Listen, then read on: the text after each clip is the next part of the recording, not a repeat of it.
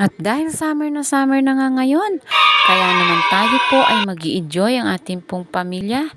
At dito nga po talaga namin ginanap ang aming pong swimming time dito sa Ilaya Beach Resort, kung saan matatagpuan ito sa Calamba, Laguna. Ito po ay makikita lamang ninyo or matatagpuan dito sa Sirang Lupa. At pinakamalapit po na sakayan po nito ay sa Checkpoint Calamba, kung saan alam na alam po lahat ng driver dito at ng tricycle driver. So ayan po, nakikita ninyo, ayan yung pinakamalaking slide dito sa kanila na makikita natin. At pwede ditong sabay-sabay na tayo ay buong pamilya na mag-slide. So at isa dito sa pinagmamalaki ng mga bata, ito pong kanilang pang swimming para sa kids.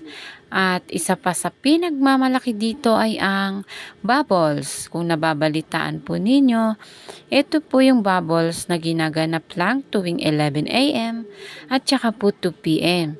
So ito po ay nangyayari every 30 minutes lang po. Kapag tapat ng 11 a.m., 30 minutes lang. Ibig sabihin 11 to 11:30. Pag naman 2 p.m., 2 to 2:30 lang po siya mangyayari.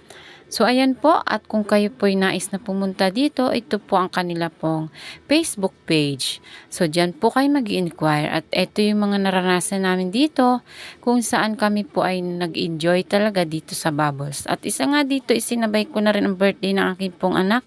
At dito para mas tipid tayo, ako na po ang nag-design ng aking pong mga pang kolorete, lalo na ang tarpaulin at para po sa cake, at ang hipag ko naman po ang gumawa ng cake. At shout out po sa aking hipag para po sa paggawa ng cake, at maging po sa supplier ng aming mga food, kung saan binibenta ko rin po ito online para po sa lahat ng occasion.